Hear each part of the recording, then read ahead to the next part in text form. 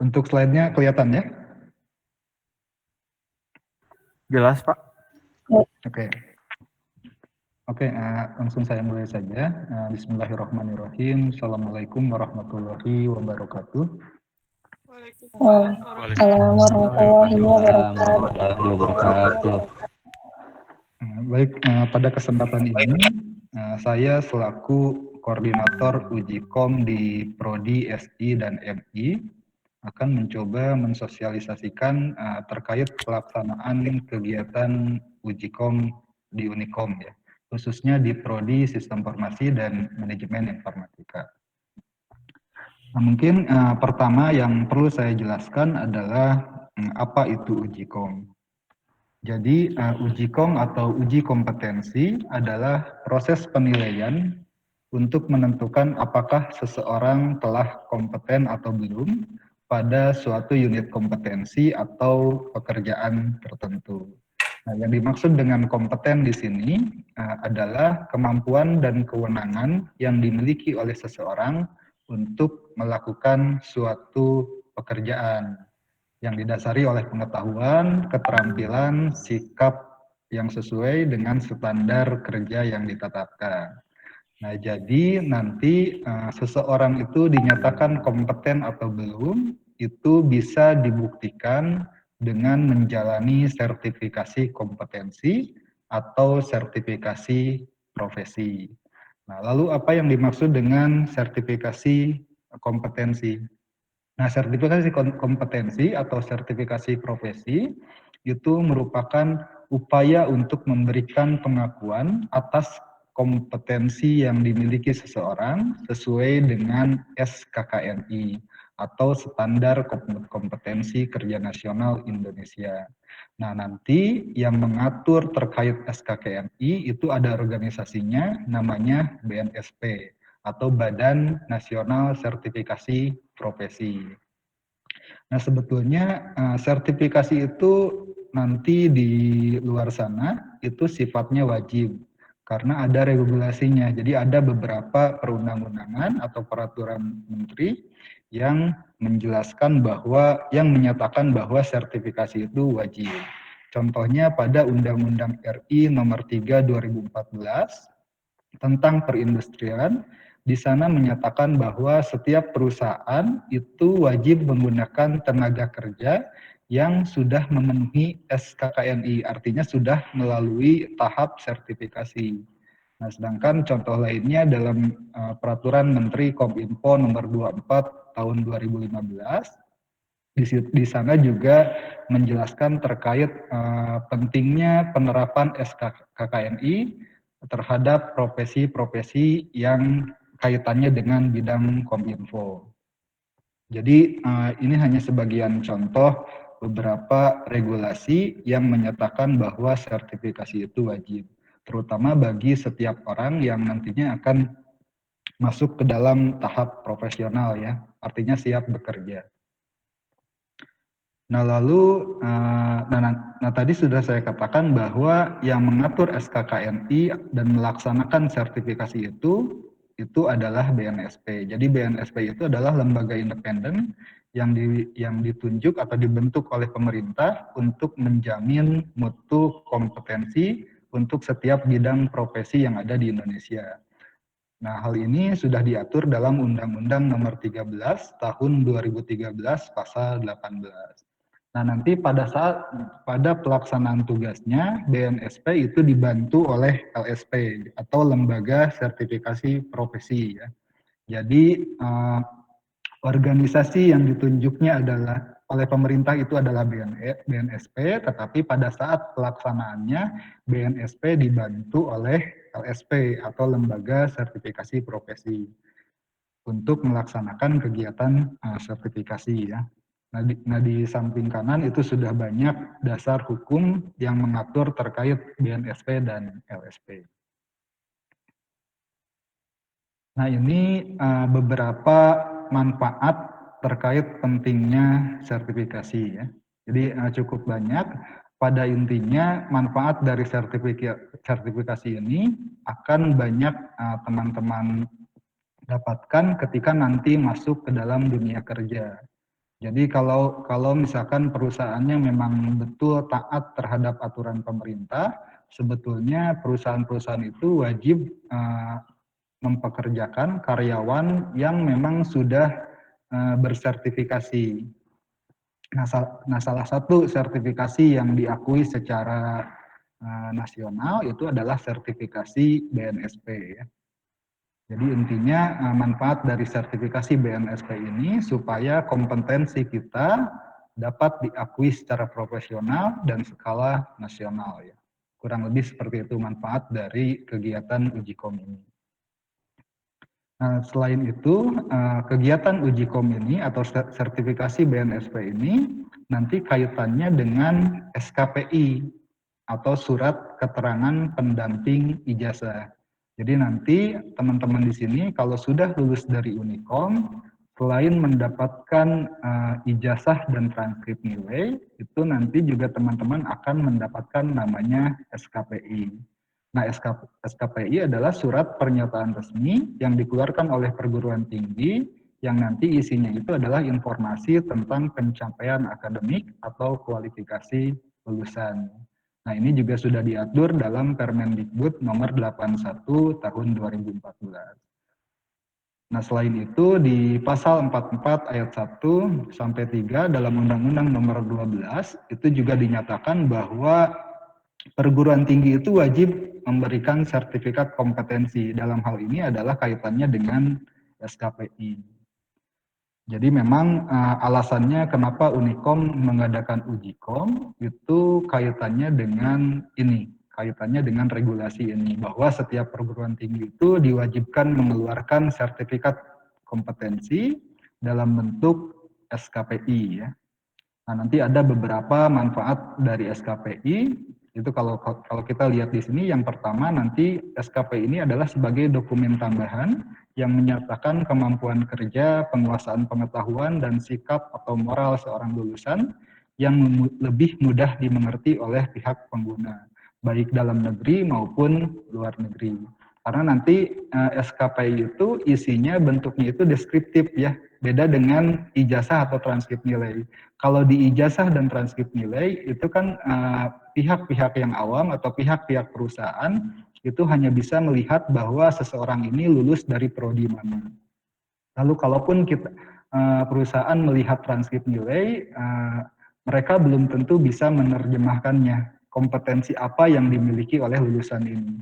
Nah, untuk itu maka dibuatlah SKPI supaya kompetensi dari setiap lulusan ini bisa dipahami oleh masyarakat umum. Jadi kompetensi kita bisa dipahami oleh masyarakat luas. Nah, nanti juga SKPI ini bisa digunakan untuk dalam negeri maupun luar negeri karena nanti dibuat dalam dua bahasa ya, yaitu bahasa Indonesia dan bahasa Inggris. Nah, kurang lebih itu manfaat SKPI. Jadi Ujikom juga kaitannya dengan SKPI ya. Karena di dalam kegiatan Ujikom ini kita melaksanakan sertifikasi BNSP. Nah, dari beberapa penjelasan yang tadi, maka dapat disimpulkan bahwa yang dimaksud dengan kegiatan Ujikom di Unikom ini adalah sertifikasi BNSP ya. Di mana nanti sertifikasi BNSP itu meliputi dua kegiatan, yaitu yang pertama bootcamp, lalu yang kedua nanti ujian. Jadi nanti ada dua agenda kegiatan utama dari sertifikasi ini. Jadi nanti satu hari digunakan untuk bootcamp, nah di bootcamp ini kita melakukan pelatihan ya. Jadi kita melakukan persiapan, lalu satu hari lagi kita gunakan untuk ujiannya. Nah, selain itu, kegiatan Ujikom ini atau sertifikasi BNSP ini sifatnya wajib. Kenapa wajib? Karena kaitannya dengan nanti ya, dokumen SKPI setelah kita lulus. Nah, selain itu, karena kaitannya dengan SKPI, maka Ujikom ini juga dijadikan sebagai syarat skripsi TA. Nah, kalau misalkan, kalau dulu itu syarat untuk skripsi TA itu ada yang namanya uji program. Lalu sebelumnya juga ada yang namanya TKL ya, atau tes kemampuan logika. Nah, sebetulnya Ujikom dan TKL itu juga bentuk uji kompetensi. Tetapi kekurangannya uji program dan TKL itu yang mengadakan prodi. Artinya hasil dari ujiannya itu tidak bisa digunakan untuk skala nasional atau belum bisa menjamin bahwa lulusan dari uji kom dan SKL ini memang dianggap sebagai profesional. Karena yang melaksanakannya itu bukan organisasi khusus, sedangkan sertifikasi itu tidak bisa dilakukan oleh sembarangan organisasi ya. Nah, karena uji kom ini diadakan di Unikom, maka yang tadi uji program dan TKL itu ditiadakan. Nah, sebagai penggantinya adalah sertifikasi BNSP ya. Nah, nanti kaitannya dengan skripsi TA, itu sertifikatnya itu kalau yang sudah lulus itu nanti di-upload di Semita pada saat pendaftaran seminar. Jadi sebetulnya kaitannya dengan skripsi atau tugas akhir itu nanti sertifikasi BNSP ini adalah sebagai syarat seminar ya. Nah, alasan itulah kenapa sertifikasi BNSP ini dianjurkan sudah dilaksanakan pada saat semester 7. Supaya nanti pada saat semester 8, ketika kita mengambil skripsi atau TA, itu kita tidak perlu fokus ke uji kom ya. Artinya kita tinggal fokus ke kegiatan skripsinya. Karena kan untuk uji kom ini kan butuh persiapan juga ya. Sedangkan kegiatan deskripsi itu ya terbilang cukup padat. Nah, lalu nanti sertifikat BNSP yang kita dapatkan itu ada masa berlakunya. Nah, masa berlakunya itu cukup lama, yaitu 3 tahun ya. Nah, 3 tahun itu nanti terhitung dari penandatanganan sertifikatnya. Jadi bukan terhitung dari tanggal ujiannya.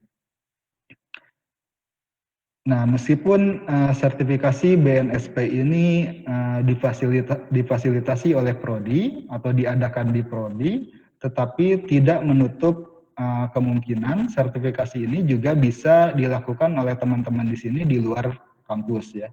Jadi silakan boleh saja melakukan sertifikasi BNSP di luar kampus, tetapi dengan catatan itu ya, jadi sertifikasinya harus sertifikasi BNSP. Lalu yang kedua, skema yang diikuti di sertifikasi tersebut harus sesuai dengan yang sudah ditetapkan oleh Prodi. Gitu ya. Nah, mengingat kondisi saat ini adalah sedang pandemi, maka kemungkinan besar uji kom dilaksanakan secara online ya. Nah, sebetulnya pelaksanaan uji kom secara online ini sudah pernah dilakukan di semester sebelumnya. Karena di semester kemarin itu juga sama, kondisinya sedang pandemi, maka pelaksanaan uji kom juga dilakukan secara online ya. Nanti ada penjelasan terkait teknis ujian secara online. Oke, untuk sesi pertanyaan tanya jawab nanti di akhir ya. Jadi saya selesaikan dulu untuk sosialisasinya. Nah, ini skema yang diakui oleh Prodi, SI dan MI ya. Jadi tadi yang kalau misalkan ada rencana melaksanakan sertifikasi BNSP di luar Unikom itu silahkan, dengan catatan skemanya harus sesuai dengan yang ini ya. Nah, jadi skema yang diakui oleh Prodi itu yang pertama pemrograman desktop, lalu pemrograman web, lalu pemrograman mobile, lalu database, analis program, network administrator, jaringan komputer, digital artist, multimedia, dan animator. Jadi sekali lagi silahkan yang mau ikut uji kom di luar kampus, tetapi skemanya harus yang ini ya. Nah, sedangkan terkait pelaksanaan sertifikasi BNSP yang difasilitasi oleh Prodi, itu kita hanya menyediakan 5 skema. Yang pertama skema programmer desktop, tetapi yang juniornya. Lalu ada junior web programmer, ada junior teknisi jaringan komputer, ada junior animator 2D, Animatornya animator 2D ya, bukan 3D. Lalu junior designer multimedia. Nah ini, nah nanti kalau misalkan teman-teman di sini merasa, aduh saya mah kalau junior web programmer kayaknya sudah pasti lulus, saya pengennya yang senior misalkan, nah itu silahkan. Jadi kalaupun nanti mengikuti sertifikasi BNSP di luar itu di atas dari ketetapan yang di Prodi itu boleh saja. Yang penting dari sisi skema itu masih sama ya. Jadi misalkan web programmer itu kan ada beberapa pilihan ya, ada junior, ada senior, atau ada yang lebih mengerucut, misalkan ke web designernya itu silahkan. Nah nanti, nah ini adalah apa kompetensi ya, daftar kompetensi yang harus dimiliki terkait dengan junior programmer desktop. Nah sebetulnya terkait unit kompetensi ini nanti akan dijelaskan secara detail pada saat kegiatan bootcamp atau pada saat kegiatan pelatihan. Tapi nanti kalau misalkan mau persiapan dari sekarang, mau misalkan kurang paham dengan unit kompetensinya, itu bisa menanyakan ke dosen-dosen yang terkait ya, yang terkait dengan mata kuliah ini. Nah, nanti bisa dilihat saja. Ini nanti slide-nya saya share juga di situs Ujikom-nya. Nah, ini terkait ini ya, terkait unit-unit kompetensi dari masing-masing skema. Nah, berikutnya terkait alur pelaksanaannya ya. Yang pertama mengenai pelatihan, itu nanti yang pertama itu otomatis harus daftar dulu ya. Jadi nanti ada proses pendaftaran di Prodi. Nah nanti proses pendaftarannya itu melalui website Ujikom yang memang sudah disediakan oleh Prodi. Nanti, nah karena ini online, jadi nanti ada gladi resik ya.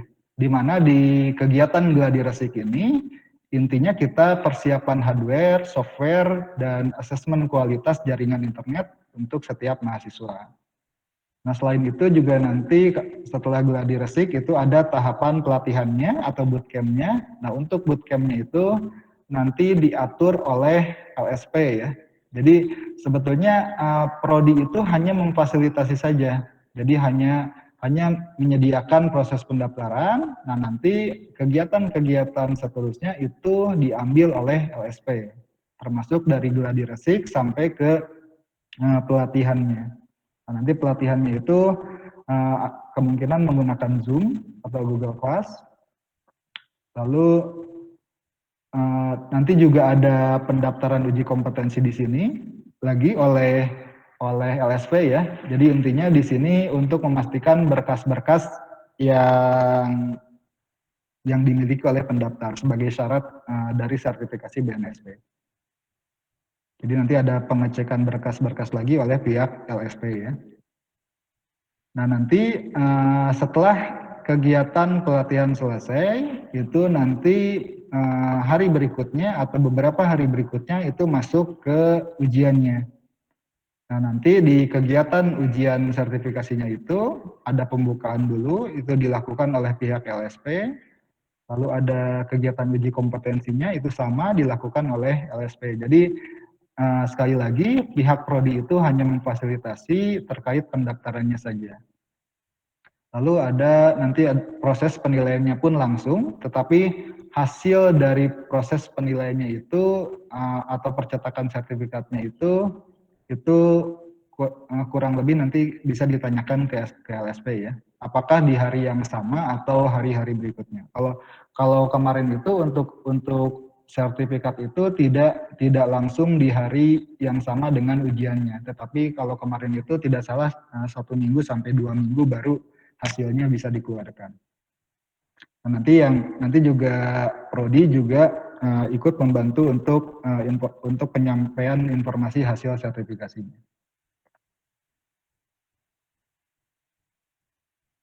Nah terkait pendaftaran, karena pendaftaran itu dilakukan di Prodi, nanti ada beberapa dokumen persyaratan yang harus disiapkan.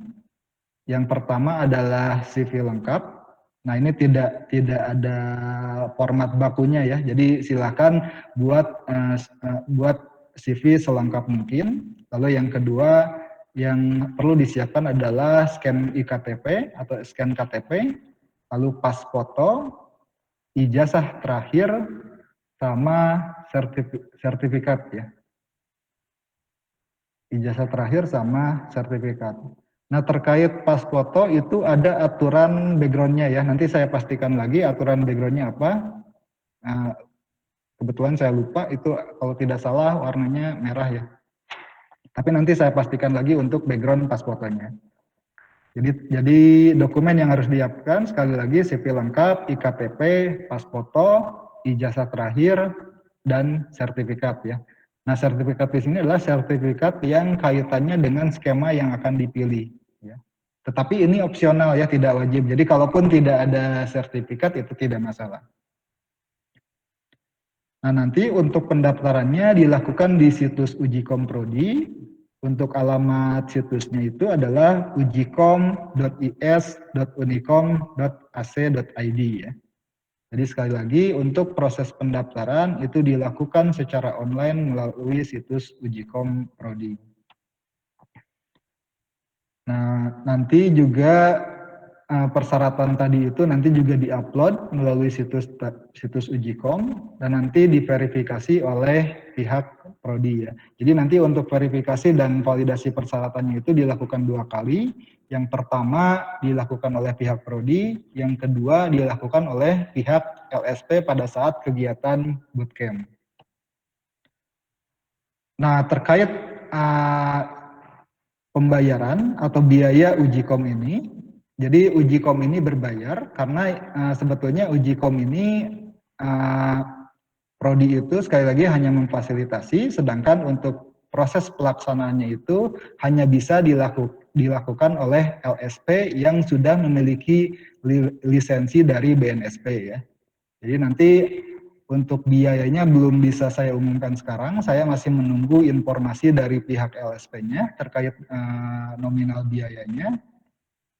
Nah, untuk teknis pembayarannya pun nanti menyusul ya. Jadi untuk teknis pembayarannya nanti menyusul setelah saya dapat informasi nominal pembayaran dari pihak LSP-nya. Nah, ini situs untuk pendaftarannya, ujikom.is.unikom.ac.id. Nah, nanti pendaftarannya sangat sederhana, hanya ada 1 form. Jadi nanti bagi teman-teman di sini yang akan ikut kegiatan sertifikasi BNSP di Unikom, itu wajib melakukan pendaftaran di situs ini, ujikom.is.unikom.ac.id. Lalu nanti mengakses menu daftar ya. Jadi nanti ketika mengetikkan alamat yang tadi itu yang muncul pertama kali itu adalah halaman login. Nah, di mana di halaman login itu nanti ada button daftar, nanti diklik saja button daftarnya, nanti muncul form registrasinya ya. Nah, ini datanya wajib diisi semua, dimulai dari NIM, nama lengkap, jenjang, skripsi, email, nomor handphone, password, dan skema yang mau dipilih ya. Nah, kalaupun di sini ada mahasiswa yang sudah pernah mendaftar Ujikom, itu saya sarankan untuk melakukan pendaftaran ulang ya. Karena di websitenya sudah saya setting untuk masuk ke tahun ajaran baru ya. Otomatis data yang sebelumnya itu tidak bisa tampil, jadi silakan daftar ulang saja untuk mahasiswa yang memang sebelumnya sudah pernah mendaftar. Nah, nanti yang diisi itu adalah NIM, nama lengkap, lalu, nah ini nama lengkap itu wajib dipastikan memang sesuai dengan KTP ya, atau dokumen resmi lainnya. Karena nama lengkap ini nanti yang dijadikan untuk percetakan sertifikatnya. Nah, nanti di sini ada pilihan skripsi. Nah, pilihannya itu ada 2, ya atau tidak. Nah, maksud dari ya di sini adalah mahasiswa yang memang semester ini sedang mengambil skripsi ya. Atau di semester ini, di semester ganjil 2020-2021 ini sedang mengambil skripsi. Jadi bagi mahasiswa semester 7 atau bagi mahasiswa yang memang belum mengambil skripsi, nanti pilih yang tidak ya. Nah, lalu untuk email, nah ini email itu kaitannya nanti dengan pelaksanaan pelatihan dan ujiannya karena dilakukan secara online. Jadi, nah saya sarankan untuk email ini silakan isi menggunakan email Unicom ya. Jadi gunakan email Unicom. Lalu untuk nomor handphonenya gunakan nomor WA. Karena nanti pihak LSP itu akan membuat grup WA untuk koordinasi kegiatan LSP. Jadi silakan gunakan nomor handphone yang memang digunakan untuk nomor WhatsApp ya. Nah, nanti kalau sudah mendaftar, langsung login saja. Loginnya menggunakan NIM dan password. Nah, langsung masuk ke menu. Nah, nanti langsung muncul dashboard mahasiswa ya. Tadi skema yang dipilih itu tadi ada 5 ya, sudah saya sampaikan. Nah, mahasiswa itu tidak bisa, kalau sudah mendaftar, tidak bisa melakukan perubahan skema sendiri. Jadi nanti kalau misalkan ada mahasiswa yang mau melakukan perubahan skema, itu silakan hubungi saya langsung. Ya, jadi karena tidak bisa dilakukan sendiri. Karena perubahan skema pun bisa dilakukan sebelum datanya masuk ke pihak LSP ya. Jadi sebetulnya pada saat pendaftaran pastikan skema yang dipilih itu tidak akan berubah lagi.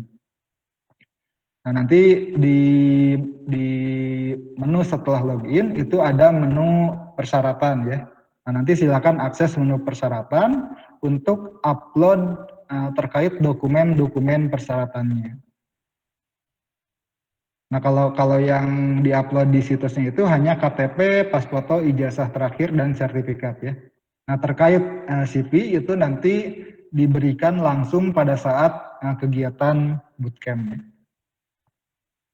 Nah, nanti juga ada proses verifikasi persyaratan dilakukan oleh sekretariat prodi. Jadi nanti dicek lagi. Kalau misalkan sudah upload, beberapa hari kemudian dicek lagi, pastikan status validasinya semuanya sudah diterima ya. Jangan sampai ada yang ditolak. Nah, kalaupun ada yang ditolak, nanti silakan hapus lalu upload ulang ya. Silakan hapus dokumennya lalu upload ulang. Nah, nanti selesai ujian, kalau sudah keluar hasilnya juga nanti akan diumumkan melalui website ini. Jadi nanti masing-masing mahasiswa bisa melihat hasilnya dengan catatan sudah login ya. Nah, sedangkan untuk sertifikatnya itu nanti untuk teknisnya apakah diambil sendiri atau dikirimkan itu kita tunggu nanti ya. Yang pasti untuk sertifikatnya itu tidak dalam bentuk soft file, jadi harus diambil dan harus ditandatangani ya. Nah, jadi nanti pastikan kalau sudah dapat sertifikatnya langsung di scan ya, langsung di scan. Karena ada beberapa kasus mahasiswa itu sertifikatnya hilang. Tetapi kalaupun sertifikatnya hilang tidak masalah kalau kita sudah punya scanan. Nah, ini terkait tanggal-tanggal pelaksanaan uji kom. Nah, untuk pendaftarannya itu dilakukan dari mulai tanggal 2 sampai 14 November ya. Nah, sebetulnya ini tanggal di sini adalah tanggal yang kaitannya dengan pembayaran. Nah, untuk pendaftaran di websitenya sendiri itu sudah bisa dilakukan dari sekarang ya. Jadi kalau untuk pendaftaran di websitenya silakan lakukan dari sekarang, tetapi untuk pembayarannya itu nanti baru bisa dilakukan dari mulai tanggal 2 sampai tanggal 14. Karena kita masih menunggu terkait nominal biaya dari pihak LSP-nya. Nah, untuk pelaksanaan bootcamp dan ujiannya itu kemungkinan besar dilakukan di minggu tenang UTS atau perbaikan UTS ya. Jadi kemungkinan besar dilakukan di minggu tenang UTS atau minggu perbaikan UTS, supaya tidak mengganggu proses perkuliahan yang lainnya. Lalu untuk pengumpulan hasil, tanggalnya menyusul, tanggalnya itu kita dapatkan nanti dari pihak LSP-nya. Oke, nah mungkin itu saja terkait sosialisasi sosialisasi uji kom. Jadi, nah untuk sekarang silakan kalau misalkan ada pertanyaan ya. Mungkin untuk sesi tanya jawab dipimpin oleh Saudara Agis ya. Cek. Baik Pak, boleh. Untuk yang lain jika ingin ada yang ditanyakan, saya persilahkan. Izin bertanya. Ya, silakan. Tadi kan Bapak menunjukkan yang kayak rincian gitu kegiatannya yang dites apa aja, tapi kan tadi di programan desktop ya Pak kalau nggak salah. Iya. Kalau misal mau lihat juga yang untuk skema lain di mana ya Pak? Misal rinciannya apa aja? Nah kalau itu coba nanti dicek saja di situs BNSP-nya. Atau sebetulnya ini pun saya untuk unit, sebentar. Suara saya kedengaran ya? Kedengaran Pak. Saya langsung jawab aja ya Gis ya? Mangga Pak. Oke. Ya jadi untuk terkait unit kompetensi dari masing-masing skema, ini saya dapatkan dari pihak LSP-nya. Nah mungkin saya kurang tahu, ini memang keputusan dari Prodi. Prodi itu hanya menyediakan skema-skema ini, tetapi yang diakui oleh Prodi tadi cukup banyak.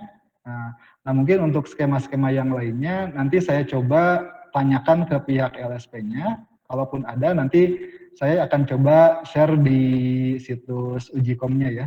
Karena nanti di situs ujikom pun ada menu pengumuman. Paling gitu ya. Baik, terima kasih Pak. Oke. Yang lainnya silakan. Oke, silakan untuk yang lain jika ada yang ingin ditanyakan. Atau jika ada yang kurang jelas. Assalamualaikum, saya izin bertanya. Iya silakan Rizam. Pak, kalau untuk pemilihan skemanya itu harus sesuai mata kuliah spesialisasi yang kita ambil atau enggak ya? Oke, baik. Nah, terkait pemilihan skema itu tidak harus sesuai dengan mata kuliah pilihan ya, mata kuliah pilihan yang diambil. Jadi silakan disesuaikan saja dengan kemampuan masing-masing atau minat masing-masing. Jadi sekali lagi tidak harus sesuai dengan mata kuliah pilihan yang diampu ya. Iya, baik Pak, terima kasih. Iya, sama-sama. Silakan yang lainnya ada lagi.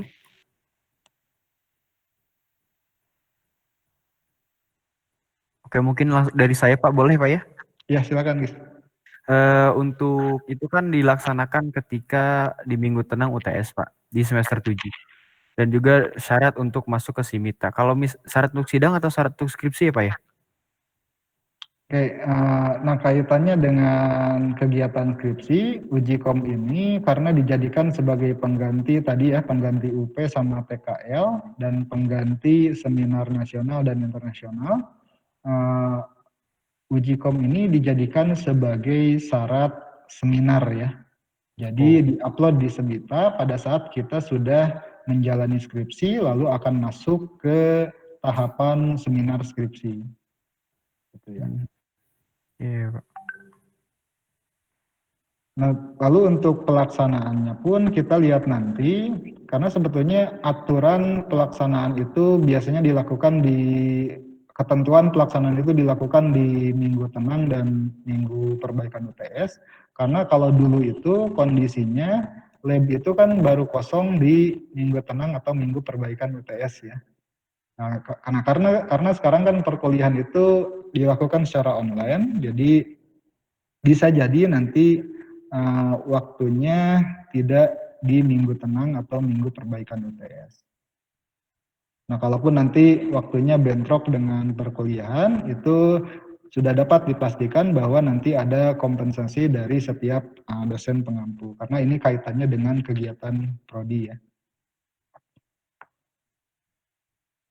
Dan juga Pak mau izin bertanya lagi Pak. Ya, silakan. Untuk untuk adanya sertifikasi ini apakah setiap semester ada atau bagaimana? Jika misalnya Pak ya ada yang tidak lulus di kesempatan semester ini, apakah ada pengulangan atau bagaimana teknisnya gitu Pak? Iya, betul. Ya, nah itu juga sebetulnya salah satu alasan kenapa uji kom ini disarankan untuk dilakukan bagi mahasiswa semester 7 ya. Karena untuk meminimalisir masalah yang tadi ya, takutnya di sini ada beberapa mahasiswa yang nantinya tidak lulus, otomatis kalau misalkan dilakukan berbarengan dengan skripsi, maka akan menghambat kegiatan skripsinya ya. Jadi maka dari itu dilaksanakan di semester 7. Nah, nanti pun sebetulnya ada di setiap semester itu ada pelaksanaan uji kom, tetapi sangat beresiko ya. Kalau misalkan kita ikut uji kom berbarengan dengan ikut skripsi, takutnya skripsi sudah jalan lalu hasil dari uji komnya itu tidak sesuai dengan yang kita harapkan. Meskipun bisa saja tadi uji kom itu kita lakukan di luar kampus ya. Dan itu pun kalau kondisinya memang ada yang tersedia di jadwal sebelum pendaftaran seminar. Jadi intinya itu ya. Jadi alasannya kenapa uji kom ini dilakukan bagi mahasiswa semester 7 untuk menanggulangi permasalahan yang tadi supaya kalau tidak lulus bisa ikut kesempatan di semester 8 dengan persiapan yang lebih ya, karena kita sudah pernah ikut di semester 7, artinya di semester 8 kita punya waktu persiapan untuk ikut di semester 8. Tetapi kalau kita langsung ikut nanti di semester 8 itu sangat beresiko karena nanti berbarengan dengan kegiatan skripsinya. Baik Pak, terima kasih Pak. Oke, sama-sama. Silakan yang lain, ada lagi nggak yang lain yang mau ditanyakan? Oke, kalau sudah cukup ya. Nah Iya, ini ada sesi berikutnya nggak ini? Kayaknya cukup Pak. Dan Cukup, juga ya? ini kan direkam juga Pak. Jadi direkam ya? Oh iya bagus ini. Oh iya saya lupa. Ya ini sudah direkam. Jadi nanti kalaupun ada mahasiswa yang tidak ikut sosialisasi ini, nanti diberikan saja rekamannya atau di-share saja rekamannya. Nah, kalaupun nanti ada tanya jawab, ada pertanyaan terkait kegiatan uji kom, itu silakan langsung hubungi saya saja. Ya. Nah, nanti WA saya silakan boleh di-share oleh Agis ya. Jadi nanti kalau teman-teman di sini ada pertanyaan terkait pelaksanaan kegiatan uji kom, itu langsung WA saya saja. Baik Pak. Lalu untuk slide tadi juga nanti akan saya share di kolom pengumuman di situs uji kom ya. Jadi sekali lagi untuk pendaftaran uji kom sudah bisa dilakukan dari sekarang, tetapi terkait pembayaran itu baru bisa dilakukan dari tanggal 2 sampai tanggal 14 November ya, di awal-awal bulan. Karena kita harus menunggu nominal biaya yang dikeluarkan oleh pihak LSP-nya. Oke, mungkin itu saja untuk kegiatan sosialisasi ini. Terima kasih bagi teman-teman yang sudah hadir. Berikutnya mungkin saya serahkan lagi ke Agis ya. Assalamualaikum warahmatullahi wabarakatuh.